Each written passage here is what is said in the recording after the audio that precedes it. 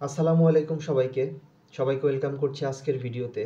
তো আগামী 23 তারিখ কিন্তু এনএসআই এর নিয়োগ পরীক্ষা। তো এই পরীক্ষার জন্য আমরা খুবই গুরুত্বপূর্ণ কিছু সাধারণ জ্ঞান যে আছে তার সাজেশন দিব। তো আশা করা যায় এখান থেকে আপনাদের কিছু না কিছু কমন থাকবে। তো পুরো ভিডিওটা দেখার অনুরোধ করছি। তো প্রথমে আমাদের এনএসআই সম্পর্কে আমাদের ধারণা থাকতে হবে। এনএসআই রিলেটেড কিছু প্রশ্ন আমাদের অবশ্যই থাকতে পারে, যেমন এনএসআই এর ফুল মিনিং কি, এনএসআই এর সদর দপ্তর কত সালে গঠিত হয়, এর প্রধান কে, এই সকল জিনিসগুলো আমাদের জানতে হবে। এবং প্রতি বছর আমরা দেখতে পারি যে এইখান থেকে একটা দুইটা প্রশ্ন কিন্তু থাকে। তো প্রথমে যদি আমি এনএসআই এর ফুল মিনিং দেখি, এনএসআই এর ফুল মিনিং হচ্ছে ন্যাশনাল সিকিউরিটি ইন্টেলিজেন্স। আপনারা স্পেলিংটা একটু ভালো মতো দেখেন, ন্যাশনাল সিকিউরিটি ইন্টেলিজেন্স। এরপরে দেখেন আরেকটা জিনিস যেটা আপনাদের এখান থেকে কমন আমার কাছে মনে হয়, যে সিআইডি এর ফুল মিনিং কি। সিআইডি এর ফুল মিনিং হলো criminal investigation department, CID, criminal investigation department. এই স্পেলিংটা আপনারা একটু দেখতে পারেন। এরপরে যদি আরও কিছু প্রশ্ন দেখি, যে প্রাইম মিনিস্টার্স অফিস, এটার অধিক্ষেত্র হচ্ছে বাংলাদেশ, সদর দপ্তর প্রধানমন্ত্রীর কার্যালয়, পুরাতন সংসদ ভবন তেজগাঁও, ঢাকা। এত এগুলোর দরকার নাই, পুরাতন সংসদ ভবন তেজগাঁও এতটুকু জানলেই হবে। আর প্রধানমন্ত্রীর কার্যালয় এটা কিন্তু এখন আপনাদের কি হয়ে গেছে, প্রধান উপদেষ্টার কার্যালয়। এটা আপনাদের একটু মনে রাখতে হবে। দায়িত্বপ্রাপ্ত মন্ত্রী হচ্ছে আমাদের অন্তর্বর্তী সরকারের প্রধান, যিনি ডক্টর মোহাম্মদ ইউনূস। এই হচ্ছে আমাদের একটা ব্যাপার। এরপরে যদি আমরা দেখি, পূর্ব সংস্থা ছিল এটা স্বাধীন, গঠিত হয় 29শে ডিসেম্বর 1972 সালে। সদর দপ্তর হচ্ছে এটার সেগুনবাগিচা, ঢাকা, বাংলাদেশ। খুবই গুরুত্বপূর্ণ, 2-1 বছর পর পরই এই প্রশ্নটা আসে যে জাতীয় নিরাপত্তা গোয়েন্দা সংস্থা এনএসআই এর সদর দপ্তর কোথায়। এটা হচ্ছে আপনার সেগুনবাগিচা, ঢাকা, বাংলাদেশ। তো এই হচ্ছে এক নজরে এনএসআই সম্পর্কে কিছু তথ্য। এখন আমরা কিছু গুরুত্বপূর্ণ কিছু আমরা এমসিকিউ সাধারণ জ্ঞানের প্রশ্নগুলো আমরা দেখব। তো প্রথমেই যদি আমরা দেখি 25 নাম্বার যে প্রশ্নটা আছে, এখানে কি আছে, রানীক্ষেত কোন প্রাণীর সাথে, রানীক্ষেত্র কোন প্রাণীর সাথে সম্পর্কিত। এটা হচ্ছে মুরগি। আয়নাতে কাচের পেছনে কোন ধাতু ব্যবহৃত হয়, পারদ। খুবই গুরুত্বপূর্ণ। বাকিংহাম প্রাসাদ কোন দেশে অবস্থিত, এটা যুক্তরাজ্য। বাংলাদেশের বুদ্ধিজীবী দিবস কবে পালিত হয়, 14ই ডিসেম্বর। আমার সোনার বাংলা কবিতায় কয়টি চরণ আমাদের জাতীয় সঙ্গীত হিসাবে গৃহীত, 10টি। বলদা গার্ডেন কোন জেলায় অবস্থিত, ঢাকা। খুবই গুরুত্বপূর্ণ। অলিম্পিক গেমস কত বছর পর পর হয়, 4 বছর পর পর হয়। খুবই গুরুত্বপূর্ণ। প্রত্যেকটা এমসিকিউ এখানে অনেক বেশি গুরুত্বপূর্ণ। এরপরে 32 নাম্বার প্রশ্ন, নিচের কোন উপাদান হাড় মজবুত করতে সাহায্য করে, এটা হচ্ছে ক্যালসিয়াম। তো এরপরে যদি আমরা দেখি, সবচেয়ে বড় গ্রহ হচ্ছে বৃহস্পতি। 34 নাম্বার প্রশ্ন, বাংলাদেশের জাতীয় বৃক্ষ হলো আম বৃক্ষ। পহেলা বৈশাখ ইংরেজি ক্যালেন্ডার অনুযায়ী পালিত হয় 14 এপ্রিল। বাংলাদেশের প্রথম প্রধানমন্ত্রী হচ্ছে তাজউদ্দিন আহমেদ। এরপরে বরেন্দ্র জাদুঘর কোন জেলায় অবস্থিত, 21 নম্বর প্রশ্ন, এটা হচ্ছে রাজশাহী। কোন দেশে জনসংখ্যা সবচেয়ে বেশি, চীন। মিয়ানমারের মুদ্রার নাম হচ্ছে কিয়াট। আমার ভাই রক্তে রাঙানো গানটির সুরকার কে, মোস্ট ইম্পর্টেন্ট আলতাফ মাহমুদ। এরপরে যদি আমরা এইখান থেকে কিছু প্রশ্ন দেখি, যে গারো পাহাড় কোন জেলায় অবস্থিত, এটা হচ্ছে নেত্রকোনা। 37 নম্বর প্রশ্ন, এটা হচ্ছে নেত্রকোনা। ভুটানের রাজধানীর নাম থিম্পু। বাংলাদেশের সাথে কয়টি দেশের আন্তর্জাতিক সীমানা রয়েছে, খুবই গুরুত্বপূর্ণ, 2টি। বাংলাদেশের জাতীয় পতাকার মাপের অনুপাত কত, এটা 5:3।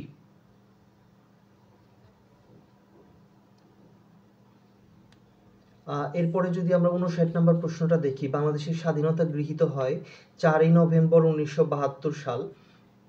এটা আমাদের দরকার নাই। এরপরে 61 নম্বর প্রশ্ন, আমার দেখা নয়া চীন বঙ্গবন্ধু শেখ মুজিবুর রহমানের লেখা কততম প্রকাশিত গ্রন্থ। এইটা আসারও সম্ভাবনা নাই, এটা আপনারা বুঝতেই পারেন কেন। তো এরপরে 62 নম্বর প্রশ্নটা যদি আমরা দেখি, বিমান বাংলাদেশ এয়ারলাইন্সে যুক্ত হওয়া সর্বশেষ দুটি বিমানের নাম হলো আকাশতরী ও বলাকা। এরপরে 27 মার্চ 2021 সালে কোন দুটি দেশ 25 বছর মেয়াদী কৌশলগত দায়িত্ব চুক্তিতে স্বাক্ষর করে, এটা হচ্ছে ইরান ও চীন। এরপরের প্রশ্ন যদি আমরা দেখি 64 নাম্বার, 7 সিস্টার্স বলা হয় কোন অঞ্চলকে, খুবই গুরুত্বপূর্ণ, ভারত, উত্তর পূর্ব ভারতের 7টি রাজ্যকে বলা হয়। কোভিড-19 এর অক্সফোর্ড অ্যাস্ট্রাজেনেকা টিকা সর্বপ্রথম কোন দেশ ব্যবহার অনুমতি প্রদান করে? এটা হচ্ছে ইংল্যান্ড। কয়লা উৎপাদনে বিশ্বের প্রথম দেশ হচ্ছে চীন। এরপরে অনূর্ধ্ব 19 ক্রিকেট বিশ্বকাপ 2020 ফাইনালে বাংলাদেশের প্রতিপক্ষ ছিল কে? ভারত। তো এরপরে এখানে কিন্তু বাংলাদেশ চ্যাম্পিয়ন হয়েছিল, এটা আপনারা মনে রাখতে পারেন। বিশ্ব পরিবেশ দিবস কবে পালিত হয়? এটা হচ্ছে 5ই জুন। এরপরে 69 নম্বর প্রশ্ন, আরো আগুন ও বরফের ভূমি বলা হয় কোন দেশকে? এটা হলো আইসল্যান্ড। এরপরের প্রশ্ন যদি আমরা দেখি, 70 নম্বর প্রশ্ন, ভারতের কোন অঞ্চলের সাথে বাংলাদেশের দীর্ঘতম সীমানা বিদ্যমান? এটা হচ্ছে পশ্চিমবঙ্গ।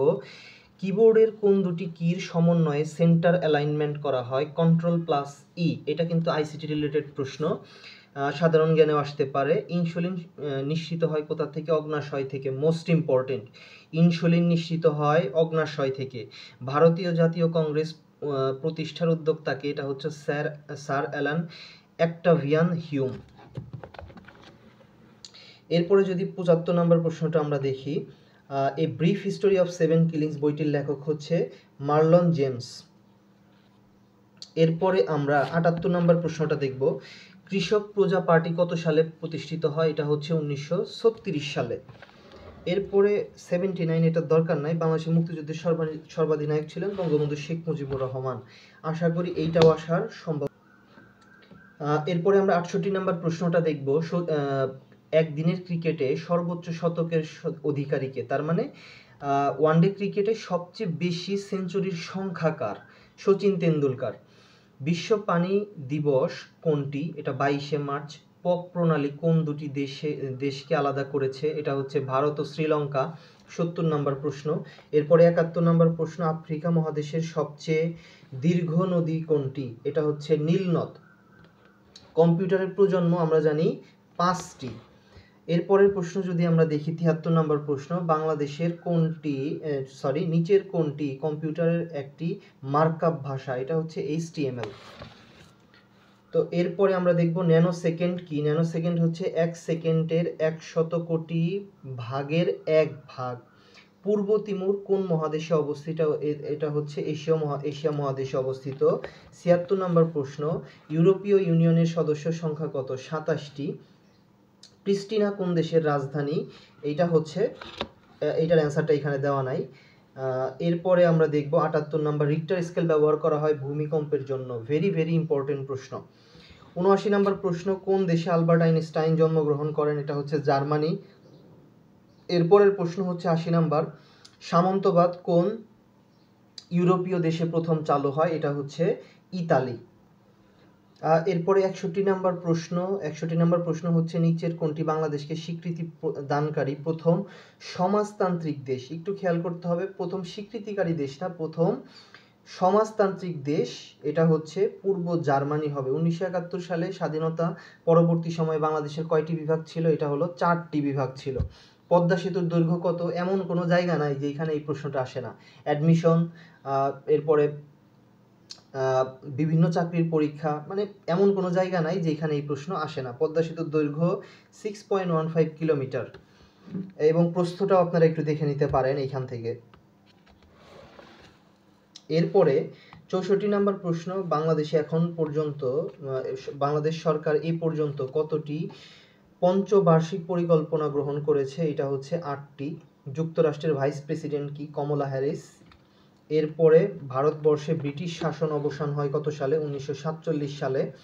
বাংলাদেশের উপর দিয়ে কর্কট ক্রান্তি রেখা অতিবাহিত হয়েছে। এটার দরকার নাই। বাংলাদেশের বর্তমানে মোট কয়টি আন্তর্জাতিক বিমানবন্দর রয়েছে? এটা হলো 3টি। খুবই গুরুত্বপূর্ণ প্রশ্ন। 3টি আন্তর্জাতিক বিমানবন্দর রয়েছে। এরপরের প্রশ্ন হলো 70 নাম্বার, রাশিয়ার প্রেসিডেন্ট ভ্লাদিমির পুতিন রাজনৈতিক দল কোনটি? এটা হলো ইউনাইটেড রাশিয়া। ভ্লাদিমির পুতিন হচ্ছে পুরো বিশ্বের মধ্যে ক্ষমতাশালীদের মধ্যে খুব সম্ভবত 1 নম্বরে, তিনি সবচেয়ে পাওয়ারফুল লোক আর কি। তো এরপরে কত সালে প্রথম ফুটবল বিশ্বকাপ অনুষ্ঠিত হয়? 1930 সালে।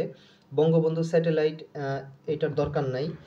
এরপরে আমরা দেখব এশিয়ান নেশনের সদস্য সংখ্যা কত? 10।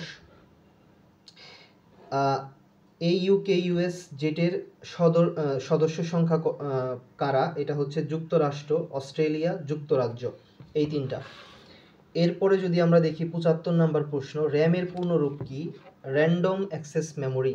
ল্যান কি? Local area networking. দুইটাই অনেক গুরুত্বপূর্ণ। ব্লু ইকোনমি কোন বিষয়ের সাথে জড়িত? এটা হচ্ছে সমুদ্রের সম্পদ নির্ভর অর্থনীতির সাথে।